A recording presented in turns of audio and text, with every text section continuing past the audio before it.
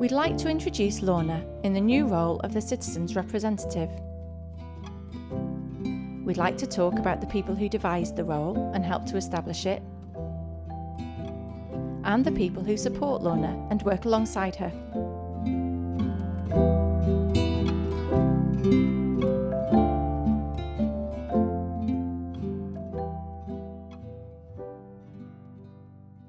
My name's Lorna Stevens and I'm piloting the Citizens' Representative role. And my name's Daisy Barker and I'm evaluating that role. So I work with people who've often been let down by the system, many systems, the social services, the healthcare systems. Many who, as a result, have got complex needs and are living in poverty or at risk of falling into poverty. So I support them to navigate the systems such as the DWP, healthcare, housing, supporting some people in court, to try and kind of like help people's lives become a little bit happier. So I looked at the work of the Morecambe Poverty Truth Commission, I looked at the work of the Citizens' Advice, and I thought they do actually fit quite well together. It came from an idea from the Health and Wellbeing group in the Poverty Truth Commission. Almost everybody wanted to be involved in something that could help guard against health inequality. And all of us had been in a position where we couldn't either follow what we were being told to do health-wise or meaningfully engage with the healthcare system. We all know life, crises blow up and then they settle down and then something else will happen again. So that enables you to work with somebody quite intensively for a period of time, get that period of trust. So then if something else happens along the line, they might have, a few months of no contact, but then something else can happen and they can get back in touch. One day I may be challenging the police on some incidents around race crime. Another day I may be in somebody's plot, surrounded by nettles, helping them clear it. Another day I may go out for a coffee with somebody. That's quite a common thing. Or I've been to people's houses where they've not had people with them for years and years. Help somebody make the funeral plan. No, it's never the same. Lorna might have to have a cup of tea.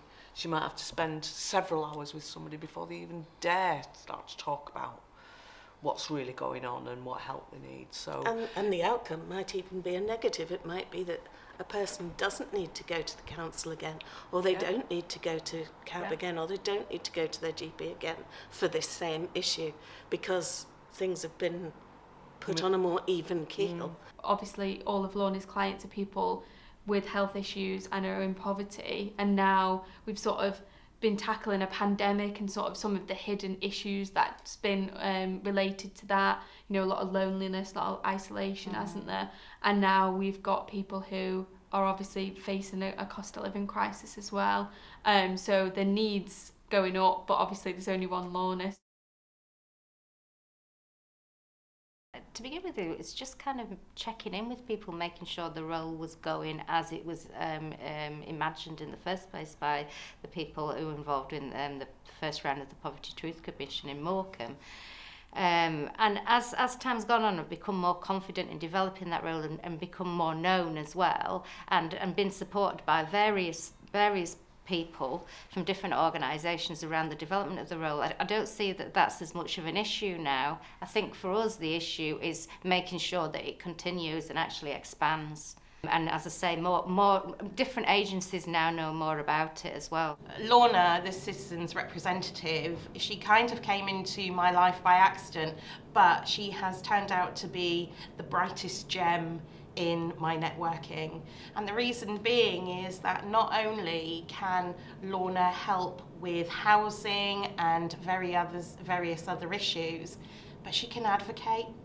And some of the people who come into our service need someone like Lorna to help them break apart what they need from a personal perspective, a housing perspective, financial, and she helps them do that. It's talking to that person, working with them, what do they want, help me achieve this together.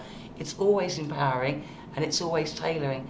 And even just having this conversation, this is not something that happens in 5 minutes. And it really isn't. Yeah, it really isn't. So Lorna's been vital, I think. I can't find another word for her.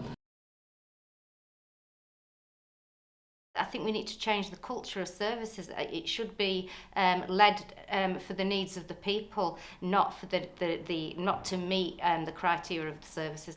We've got stats that demonstrate that advice alleviates mental health problems. We've got people like Karen who can absolutely give evidence to that because of their own experience. And we've got to value what this work does in a different way. Some of the outcomes we'll have is, you know, this person has let Lorna in their house the first time in 25 years. And it's not until you have moments like that where you think, wow, like that is, even though, you know, it's a very soft outcome and it's not something that's very measurable, that is an amazing thing. And one of the things I've really noticed as well, which I think is really key, is that because I've been working with some clients in Cumbria, they haven't got a Lorna. And I'm struggling to signpost people to places because I'm unsure of where to go because we don't have a Lorna. And if every county could have several Lornas, I think it would be fantastic for all services. One of the things that has come up for us recently, which we've been talking about a lot, is that people have been saying things, not particularly in this way, but that they feel validated as human beings, almost as if the systems have ground them down, and the way that their lives have become is that nobody's listened to them, they've not felt heard, they've almost felt like not human. So that's why I love this job so much.